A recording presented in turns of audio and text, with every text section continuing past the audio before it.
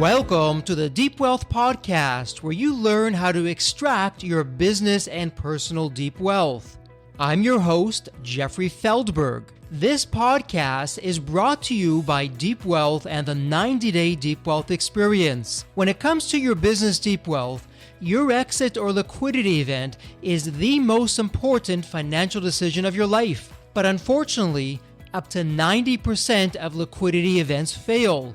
Think about all that time and your hard-earned money wasted. Of the quote-unquote successful liquidity events, most business owners leave 50% to over 100% of the deal value in the buyer's pocket and don't even know it.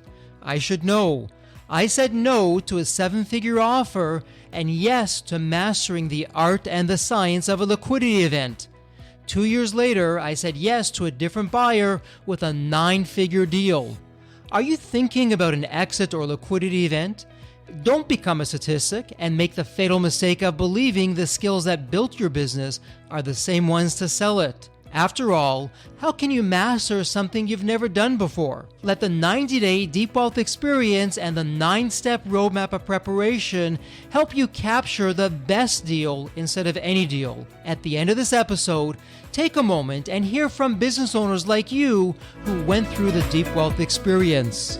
Matt Putra is a Chief Financial Officer experienced in scaling, transforming, and financing small and medium-sized e-commerce businesses.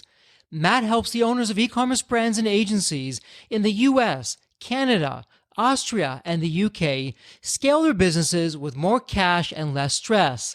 As a fractional CFO and an active e-commerce investor, Matt knows what it takes to both minimize risk and optimize for growth. Welcome to the Deep Wealth Podcast. And for all you listeners and business owners, founders, entrepreneurs, you name it, I have a rhetorical question for you. Would you like to scale and grow your business? Would you like to have more cash, less stress, more success? And of course you said yes. Great news. That's what today's episode is all about. We have a very special guest. Matt, welcome to the Deep Wealth Podcast. And Matt, I'm curious because there's always a story behind the story. So Matt, what's your story? What got you to where you are today? When I was early, as I finishing high school and everything, I wanted to be a doctor.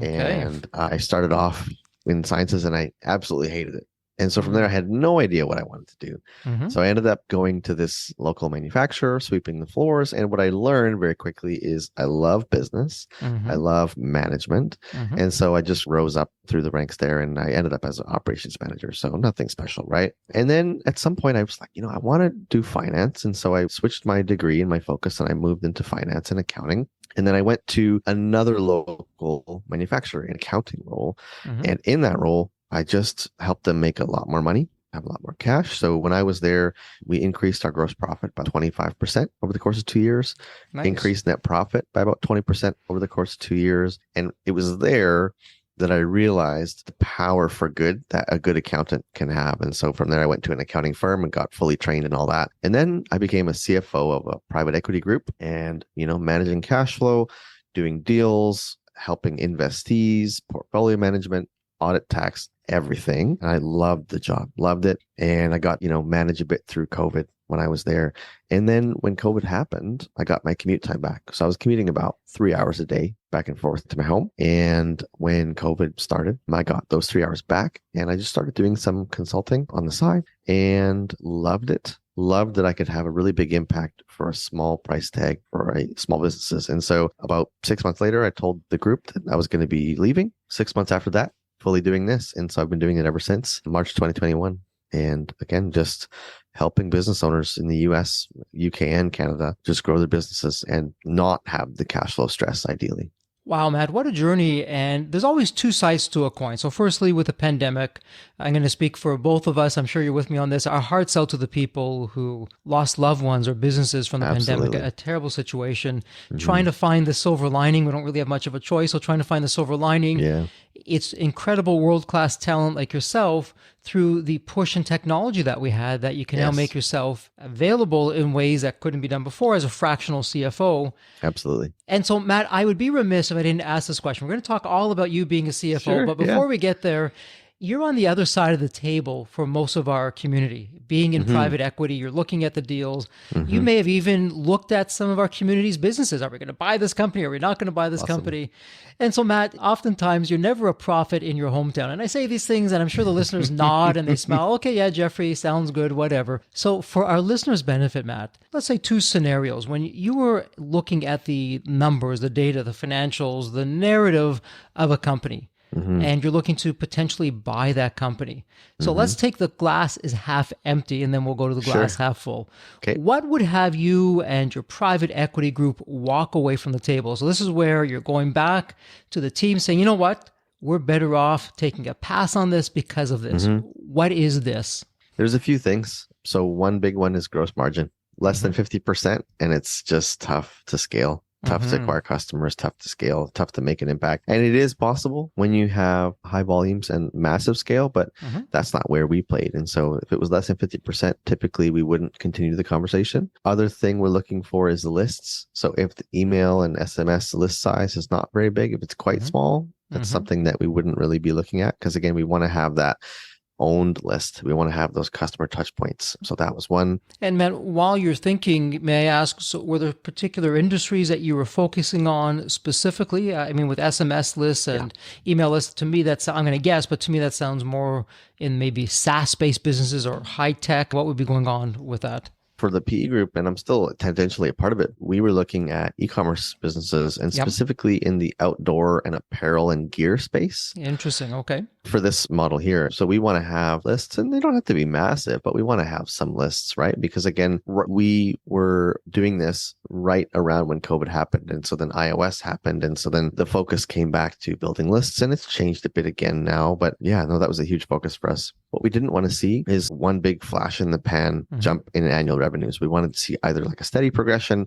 or something steady, right? So we just didn't want to see the big COVID bump. And that was the only reason someone's sales might have been quite high. That's one thing we looked at. And the other thing for us was more than 10% net profit. Now, I know that's a nice ask, but again, that was just our model. There are those acquirers that will look for people that are less or maybe even in a bit of trouble. And that's just something that we didn't want to do. Those were the main things. Sure. And I suppose we could take what you said and reverse that of what you were looking for. That said, though, when you're looking at a business to acquire, what would have you go back to the team and say, okay, you know what, this particular deal has my blessings because of this? What would that be?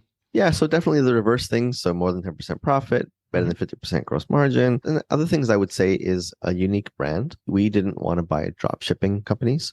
We wanted something where their customers had an affiliation with the brand, like the image, maybe not the logo per se, but the brand was doing something that the customers enjoyed and could communicate with them. Other things were LTV. So we'd want something maybe 2 to 3 times more than AOV. The better the gross margin, the more we're willing to pay, right? So there's that 70% gross margin is great when you can get it, 60%. The other thing is multi-channel. We were looking at things where they did e-commerce maybe, or Amazon, or both, or wholesale, or other marketplaces like Faire or Target, some of those. So we ideally like to have something that had more than one channel, just because, again, reliance on one channel has a lot of risk sometimes. Sure. And you know what? Whether you're a retail business, online business, manufacturing business, Matt, the takeaway here is, hey, be resilient. Don't have your eggs all in one basket. Exactly. And we can go down a whole other rabbit hole. What you're talking about in our 9-step Deep Wealth Roadmap, we talk about that in step 2, X factors, then step 4, the due diligence side of things. But let's put that off to the side because that's another story for another time. Matt, this is all about you today. And so let's fast forward to today. Sure. I'm wondering, with your CFO background and your experience in the marketplace of what makes a company tick, so today you're helping businesses grow and scale and prosper, and you're focusing on the cash side of things. Yes. So what's your secret sauce? What's going on here? As a business owner, I come to you, Matt, heard you on the Deep Wealth podcast. Hey, let's give it a go. Can you help us? What does that mean exactly? What does that look like? So the very first thing that we do, and this forms the linchpin of what we do for people, is we make a financial model. Now, maybe sounds boring, but it's a forecast 3 to 5 years out over time, income statement, cash flow, balance sheet. But it's so important. And here's why. People may have seen forecasts built by their accountants or other folks like that, but we build ours based on economic reality. So we take the inputs you give us and then we apply our own knowledge to it. So for example, what you might do sometimes, people who are looking to sell or raise money, they'll go and they'll find someone to build a model, and that person will just accept the inputs and just do what the person asks them to do in terms of sales and margins and all these things. What we do is if someone says we're going to grow 50% year over year, I'm going to say you might do that 1 or 2 years in a row, but you're not going to keep doing that. And they might say, well, gross margin is going to be 70% forever. And I'm going to say maybe, but as you add a wholesale channel or a target or marketplace, you're going to see some compression. And especially as the competitive pressures come in, you're going to see some compression in your margins. So I'm going to take what you give me and I'm going to apply my own knowledge and our team's knowledge to this as well. And so what you're going to have is something that's achievable and as close to realistic as you can get. And the reason we do that is because we want to know where could the potential problems be. I had one client join me. They said, look, we're doing Amazon. We have one product where it's going to be awesome. Then we're going to add 2 more. And when I built their model, I said, you're going to go bankrupt. And they said, why? I was like, well, this assumption I don't think is going to hold true. And this assumption has some problems with it. And if this keeps going this way, you're just going to run out of money. We've been working with them for probably about 1.5 years, and we're starting now to break even month on month. We've sourced a new manufacturer. And so they're headed toward the right side of profitability now. But along the meantime, we've helped them find funding, financing. We've helped them manage their supply chain. We've helped them forecast how to purchase and when to pull back on Amazon and when to go. And when they say, hey, I found the new agency, that we help interview the agency, we input into the forecast. Here's how much the agency is going to cost. Here's how much the agency should bring you in sales. And then we do a downside. If they don't do the sales, how much time do you have with them before you should stop using them? Things like that. We're using this model all the time. The biggest reason why, number one, don't get into cash flow problems. That's the first thing that I'm looking for. Every client that I work with, I meet them every single month, or sometimes more than once a month. And I'm taking what I hear from them. Oh, hey, we're trying this thing. Oh, we're going to try this agency. Oh, we have a new sales channel. And as they're talking, I'm putting this information into the forecast and I'm trying to see what it tells me. Is there going to be a cash flow problem? Is there going to be a margin problem? And once that shows me one, then I can help them figure out what we're going to do about it, whether we do the thing or we don't do the thing or we modify the thing. So that's the biggest piece that we do. And for our listeners, what's so nice about this, and it's a beautiful blending, and I'll put this out there. Matt, tell me if you think I'm off base. Private equity companies, love them or hate them, they are some of the most successful, the most valuable and profitable companies on the planet, bar none. And if you're saying, Jeffrey, well, not really, because Amazon and Google, well, who's behind Amazon and Google? It's private equity. So the discipline that private equity brings to the table is world-class. It's like none other. And so for our listeners, when you have a fractional CFO like Matt, who's been on the other side of the table, he's now applying that discipline to your business. Wow. And for our listeners who, Matt, they're listening to you talk and they're saying, Matt, you lost me at that first financial word. I can't even remember it. I don't know even what it starts with. They're saying, well, you don't have to know everything as a business owner. That's why you want to hire people smarter than you in specific areas so that you can work on the business and have Matt and team work in the business, just taking it to the next level. So Matt, let me ask you this. When you begin to work with clients, what are you seeing as their... I'm going to say 80% of the problems are probably coming from 20% of the same root cause from one business to the other. So as business owners, don't shoot the messenger here. Where are we dropping the ball? Where are we just not getting it right? What are you seeing? Yeah, I would say one of the biggest mistakes that I see is adding too many fixed costs too soon. And that's in the form of hires, software, rent, tools, agencies, all those things. I mean, you need a bunch of that stuff to get going. But what I see happening is people have a few good months and then add some fixed costs. And then the few good months might be a season, but now they're stuck with the fixed costs, or at least they hold on to them too long. A rule of thumb is that every dollar of fixed cost requires $4 to $5 of revenue to cover it off. Wow, that's huge. Yeah. And so when you add a dollar, just know you got to work that much harder to cover it. And so just be careful adding dollars. And the people that I see that are the most stressed are typically the ones with the highest fixed costs, to be very honest. And there's a lot of ways we can work on that. And so on paper, it sounds oh so easy, Matt. Just don't put fixed cost. In reality, obviously from what you're saying, in reality, that's not quite the case. So with that in mind, what kind of tips can you give our community of, okay, when it comes to fixed costs, I know you're tempted, but hey, here's a few ways to avoid that. The first thing And the hardest thing is just to be prepared to work really hard for a while. I eat my own porridge, so to speak. With my business, I've been very late in adding other staff, and it's meant that I've worked a lot of evenings, a lot of weekends, get up early, work late, but it's just because I don't want that stress. I'd rather have the stress of working really hard than the stress of managing my own cash flow. So just work really hard, be prepared for that. A few other really core ways. Virtual assistants, where you have an agency where you can buy buckets of hours per month. That's a fantastic way to do customer service, some video editing, social media editing, those kind of things are really great ways to do that. The next thing after that is offshore staff members. I think a lot of people still are worried about quality of offshore staff, but I tell you, it's one of the best things that I've ever done. Most of my team is either in Argentina or in the Philippines. They're brilliant. In some ways, they're smarter than I am. They have world-class experience. They're motivated. They're brilliant. And I suggest to everybody that there are a bunch of key areas in your business that you can have offshore help. One is the accounting team. So if you ever need to hire an accountant, hire somebody from the Philippines. They're wonderful accountants. They're brilliant, motivated, and they work on your time zone. You can do digital teams. You can build them. So that's video editing, social media editing, all these things, customer service teams. I just did a deep dive on a competitor of a client of mine. So I won't say the name, but they are likely multi-nine-figure company. And I've done a whole org chart analysis of them. And they have more than half their team are offshore. There's another very known luggage brand where a lot of their team is offshore as well. So the whole CX team can be offshore, customer experience team, digital. Your web dev team can be in India. They have a lot of good web developers there. You can also have performance marketing folks, again, offshore. So that's a huge one. From there, you go up to fractional people. So like myself, like a CMO or a strategic growth marketer, you can find me a CFO. There's other CFOs too that do this fractionally. You could look at marketerhire.com for a fractional marketing executive. And then from there, really, it's just delay fixed costs. There's some strategic things you can do, but otherwise, just delay your fixed costs. Spend the money on growth for sure. Wait till the growth appears, it stabilizes, and then add a fixed cost to manage it. And until then, do it with virtually or fractionally, or just work really hard for a few months until you stabilize the growth. So wow, what a game changer from what you're sharing here. So what I'm hearing you say, Matt, is, hey, when it comes to fixed costs more around the people side, I guess the first thing that you're saying is, do you really need a full-time person for starters?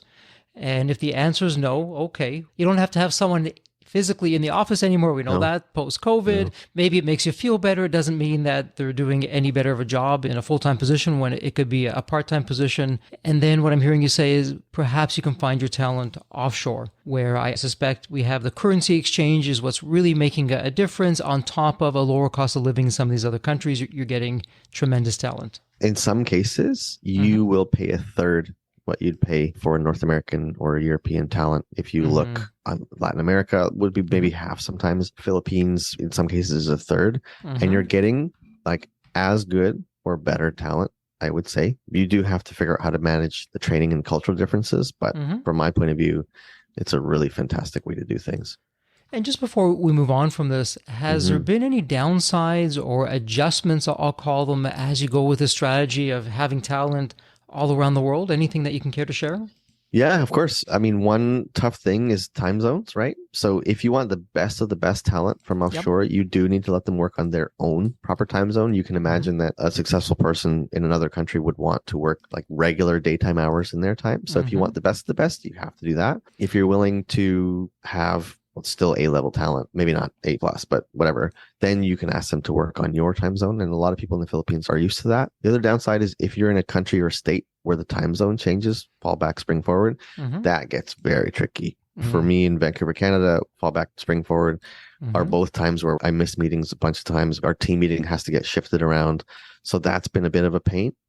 The other thing, and this kind of depends on someone's sort of emotional intelligence, is the cultural differences in communication. It's really important to know that they're there and really important to understand them. Just because, again, you might find yourself, if you're very direct, you might hurt someone's feelings or vice versa. So that's something that's important to know about. I haven't had much in the way of translation issues. Again, my team is fantastic. We don't have the minor word here and there. We have to clarify what we mean by the word, but typically it's been fine. And I have team members that interface with my clients sometimes without me for long periods of time. So I think I'm not worried about that one. The other one is payment systems is something to figure out. Typically, we use wise.com to pay our staff. Using deal.com, like that global staffing infrastructure thing, what I found with that was that from paycheck to one of my staff members receiving their payment was like 5 to 7 days. And so just really not optimal for them. So we stopped using the platform for that reason. And then finding the talent, of course, can be tough, right? If you don't know how to recruit, you have to figure that out. We're starting to do some of that for people now, but there are recruiters in some countries you can use. You can also do LinkedIn ads, but there's some things you need to do to make sure you get the right people. Wow, what a wealth of information that's there. Thank you so much for sharing that. Of course. And so, Matt, we covered some fixed expenses, some strategies of what not to do. Hey, you don't necessarily need full-time. And if you're looking, why not expand your selection of talent and go offshore and just get some world-class talent with that? So let's flip it now. When a company comes to you, they're doing all the right things. All the cylinders are firing. They're growing. They have scale going. The cash is flowing in. What have you done? And what are they doing from working with you to make it work? So this is some of your secret sauce here now that we're talking about. Yeah. So when someone comes to me and there aren't fires burning, the question is, look, we want to keep the train moving and we just don't want to derail it. And sometimes if there's a fork in the road, which one should we take? They ask me, right? Yes. So that's what we do when everything's going well. So first thing is we put in kind of reporting rhythms, metrics, maybe it's OKRs that we use, but we want to keep the train or the ship in the right direction. And so we use reporting to do that. We want to have weekly, monthly, sometimes daily reporting, which we use. We're Triple Whale partners, so we use Triple Whale for e-commerce people. If it's not that, we use other things. That's a big one. And the other one is, where is this all going? So because we work not necessarily globally, but we work with people in a bunch of different countries, we work with a whole bunch of e-commerce folks, we sort of have an idea of what's working for people. So how do you take appropriate bets? And so this is something that we're now working on with people is when you looking at taking a risk on something, how do you quantify the upside downside? How do you mitigate your risk? How do you take the bet appropriately? At what point when you start, is there a kill point where if it's not working, you stop the bet, right? So that's a big thing for companies that are doing it well. It's just to help them keep doing it well and make appropriate bets without betting the farm or losing too much money or that kind of thing. And in fact, one of my clients is in this position. Everything's going awesome. They're like, we want to grow 300% over the next 3 years. Just help us make sure we don't mess it up. And that's what we're doing. Terrific. So 300%, 100% a year for 3 years, 300%. If I'm doing the math right, I got to be careful. I'm with the CFO here. So Matt, how do you do that? What's going on? I mean, that's huge in terms of growth. Yeah. So for them, we're looking at what are the sales channels that make sense? Is it wholesale? Is it Amazon? What is it? What are we going to do? And then when you approach the sales channel, how do you approach it? Do you do it yourself? Do you hire a director? When should the director pay for themselves? Who should you find? From where should you find them? And sometimes it's, look, if you can get into a really big account, sometimes you don't do it when that account asks you to do it, because what you don't want to do is get into a big account and mess it up. So then is your supply chain there to support this account? Do you have the staff available to support this account? So that's what we're doing, right? Is we're helping them figure out what to do, when to do it. And it's quarterly goal planning, monthly reviews, weekly check-ins, things like that, just to make sure everything's going in the right direction and staying in the right direction. So Matt, what's interesting, it's more than just forecasts and numbers and projections. You're really getting into the trenches. We're talking strategy, growth strategy, sales strategy. What can go wrong? Let's find those skeletons. Let's prevent them. So you're doing that and a whole lot more. Am I correct with that? Yes, for sure. A good CFO, is not just an accountant, right? A good CFO is a business partner and one that is really rooting for the owner or owners. And look, you're going to tell me where you want the ship to go, and I'm going to help you point it in that direction, make sure it has enough fuel, make sure the right people are on board. And then look, is there a log in the way? How do you get around it? A good CFO does all of those things.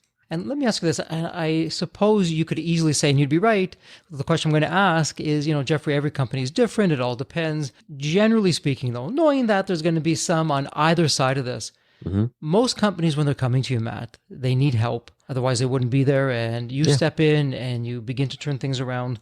How long does that process take? Back of the envelope, generally speaking.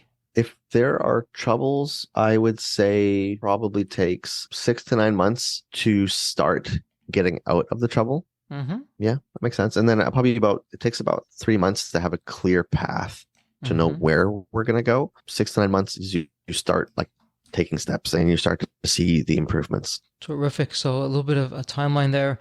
And let me ask you this. It's one of my favorite questions to ask outside of my favorite question when we do the wrap up. We're not quite there yet though. Sure. As we sit and talk here today, artificial intelligence, AI, it's in the headlines every day. It's growing by leaps and bounds. And I suspect by the time this podcast airs, it's already changed. So what we're talking about today may even be obsolete and out of date.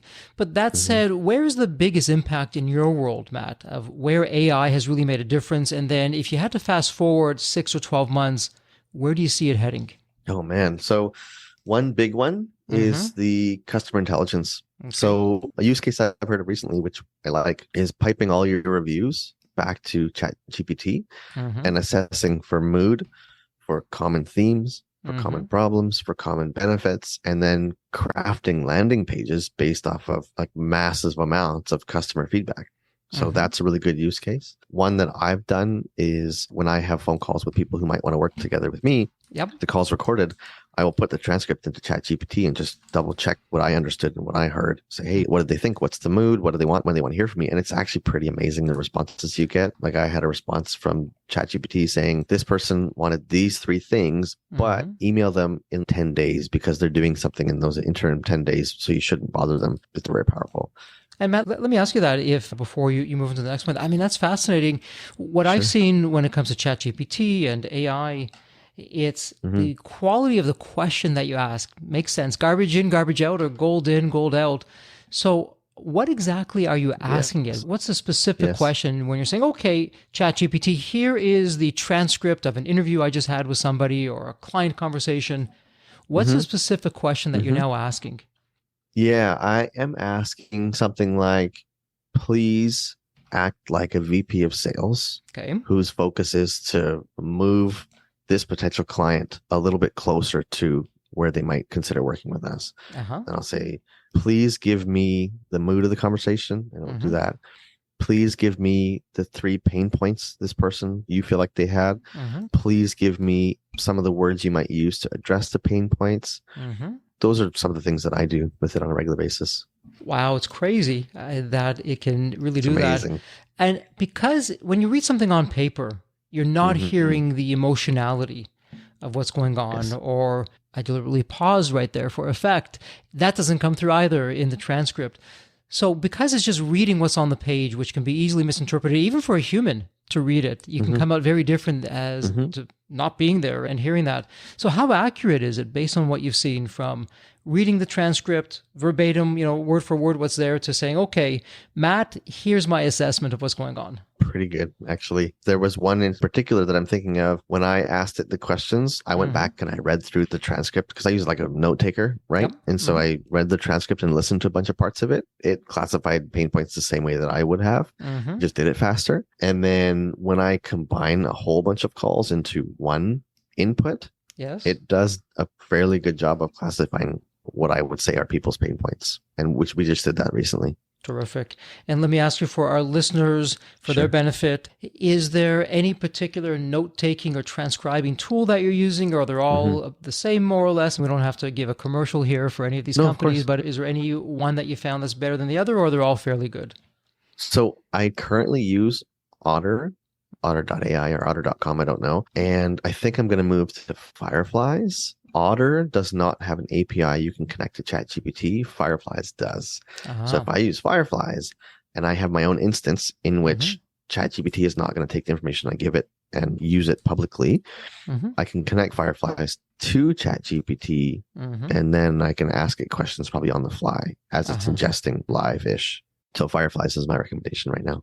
What a different world it is with AI and how it's changing anything. It absolutely is. And so you're speaking about today of how you're putting AI into the mix, from prospects to hiring to everything else. So based on what you've seen, and I know it's still early days, we're entering the golden era of AI.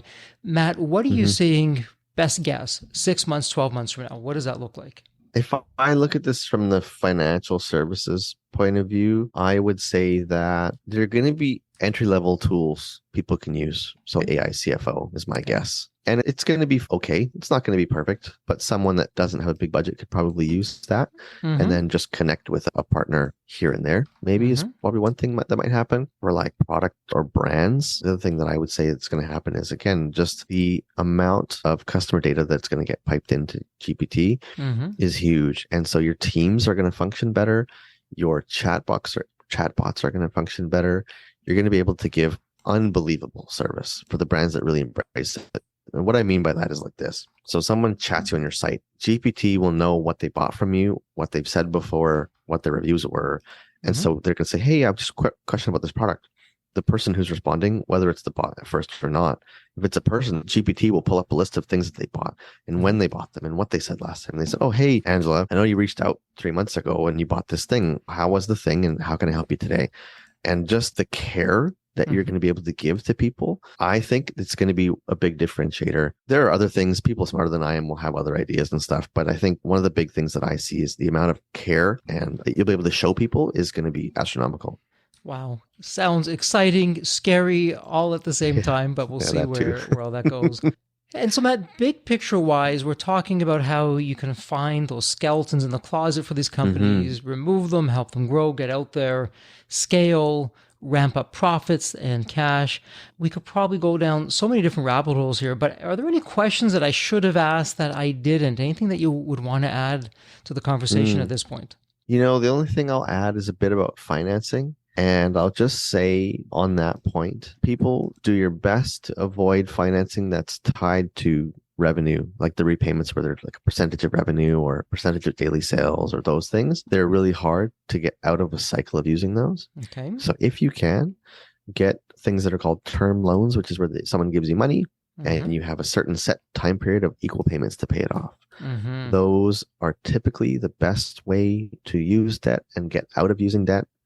The ones where they're tied to revenue, the money gets sucked back so fast that you have to take a new loan right away. So that's one that I would say on financing. I talk a lot about it on LinkedIn. So if you follow me there, DM me or comment on one of my posts and we can go over it. Terrific. And you know what? That's such a potential skeleton when we start going down. You have interest payments and then vulnerabilities. You can have it called. So I really like what you're saying there. And one other question before we go into wrap-up mode. So it's safe to say now we're clearly past the pandemic. What's the biggest change, Matt, that you've seen, or perhaps it's still ongoing from pre-pandemic to post-pandemic? If it had to be one or two things, what would that be? Yeah, in-person stuff is coming back. I wasn't sure yet if I like that because remote has been so nice, but it's actually been really great to meet people and connect with people. People are shopping in person again, which is good and bad for e-commerce sellers. But, you know, I would say that's coming back in a way that I wasn't sure that it would. So that's been really nice. What else has changed? We're still dealing with economic fallout. So that's been tough. Banks have been very tight. Overall economy, VCs, everybody has shifted to profit focused. And so again, that puts pressures on business owners where it's harder to keep up with the change in sentiment. Sentiment can change quickly, but to then repivot the business takes time. And so that's been one that's created a lot of problems is the access to financing. Lenders that were normally full on ready to give you money are now declining or taking a very long time to do so. And it goes back to your point earlier of using different instruments to fund the business. And I'm old school. I would definitely not be a friend of yours in your days at PE, at least in the early days. I'm a big fan of bootstrapping and Cockroach startups. Wrote articles about that. That's how I ran my company. Oh, cool. But listen, to each his or her own. There's no right or wrong. It's whatever works best for you. Well, Matt, listen, we're at that point where we need to start wrapping up. You've been a wealth of information. Absolutely love that. And I have a fun question for you. Let me set this up. So I want you to think of the movie Back to the Future. And in the movie, you have that magical DeLorean car that can take you to any point in time. So Matt, here's the fun part. It's tomorrow morning. You look outside your window, and not only is the DeLorean car curbside, door is open and it's waiting for you to hop on in. So you hop in and you're now going to go to any point in your life. Matt, as a young child, a teenager, whatever point in time that would be, what are you telling your younger self for life wisdom or life lessons? Or, hey, Matt, do this, but don't do that. What would that sound like? I would have spoken to 23-year-old Matt who just got married. Okay. And I would have told him to travel more. I would have told him to travel more and start a business earlier were the two things. And if I may ask, what's with the travel more and starting the business earlier? What's the rationale behind that? So from 19 to 28, I worked in one job, local. This is the manufacturer. And so it was good for a while. But I think that seeing different places in the world, I mean, we're doing it now, which is great, 37 now. So we're traveling with the kids and everything. But I think that there's a lot of beauty in traveling the world and seeing other cultures and learning languages and eating new foods. I just love the beauty of travel. And I think my wife and I should have just done it more. And then starting the business, I think, again, I waited till I was 34, whatever it was, to start this business. It's been wonderful. And I think, again, I would have started just a bit sooner, trying different things. Well, some terrific insights and wisdom, Matt. And what a great way to wrap up what's been an absolutely wonderful interview and what makes a terrific episode. And Matt, for our listeners who want to learn more about you, they have questions, they want to become a client, they just want to reach out, where's the best place online that someone can find you? Yeah, two places. You can go to my website, which is EightX.co, EIGHTX.co. And then you can check out my LinkedIn. So just Matt Putra, look me up on LinkedIn. And if you want to just connect and just chat, no pressure, LinkedIn is a great way to do that. I try to post almost every day, and I answer a lot of comments and a lot of DMs. And a lot of times people say, hey, look, I have a question. Can we jump on a call? I do a ton of that stuff too. So if you want like a no pressure way to connect, LinkedIn's great. If you want to jump right to a phone call, you can go to my site and book me from there. Yeah, those are the best ways. Terrific. For our listeners, it won't get any easier. It's a point and click. Go to the show notes. Everything is there. Matt, we've got you covered. We got you on all the social that you have and everything else, so it can't be any easier. Well, Matt, it's a wrap. It's official. You're absolutely wonderful. And as we say here at Deep Wealth, may you continue to thrive and prosper while you stay healthy and safe. Thank you so much. Thank you. This was great. The Deep Wealth experience was definitely a game changer for me. This course is one of the best investments you will ever make, because you will get an ROI of 100 times that. Anybody who doesn't go through it will lose millions. If you don't have time for this program, you'll never have time for a successful liquidity. I mean, it was the best value of any business course I've ever taken. The money was very well spent. Compared to when we first began, today I feel better prepared, but in some respects, maybe less prepared, not because of the course, but because the course brought to light so many things that I thought we were on top of that we need to fix. I 100% believe there's never a great time for a business owner to allocate extra hours into his or her week or day. So it's an investment that will yield results today. I thought I will reap the benefit of this program in 3 to 5 years down the road. But as soon as I stepped forward into the program, my mind changed immediately. There was so much value in the experience that the time I invested paid back so much for the energy that was expended. The Deep Wealth experience compared to other programs is the top. What we learned is very practical. Sometimes you learn stuff that is great to learn, but you never use it. The stuff we learned from Deep Wealth experience, I believe is going to benefit us both. I've done an executive MBA. I've worked for billion-dollar companies before. I've worked for smaller companies before I started my business. I've been running my business successfully now for getting close to a decade. We're on a growth trajectory. Reflecting back on the Deep Wealth, I knew less than 10% what I know now.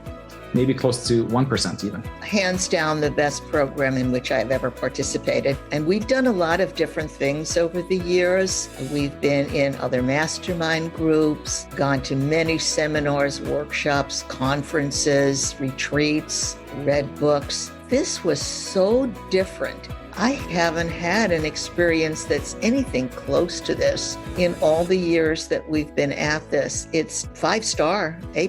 I would highly recommend it to any super busy business owner out there. And Deep Wealth is an accurate name for it. This program leads to deeper wealth and happier wealth, not just deeper wealth. I don't think there's a dollar value that could be associated with such an experience and knowledge that could be applied today and forever. Are you leaving millions on the table? Please visit www.deepwealth.com/success to learn more. If you're not on my email list, you'll want to be. Sign up at www.deepwealth.com/podcast. And if you enjoyed this episode, if it added value, if you walked away with some new insights and strategies, please leave a review on your favorite podcast channel. Reviews help us reach new listeners, grow the show, and continue to create content that you'll enjoy. And as we wrap up this episode, as always, please stay healthy and safe.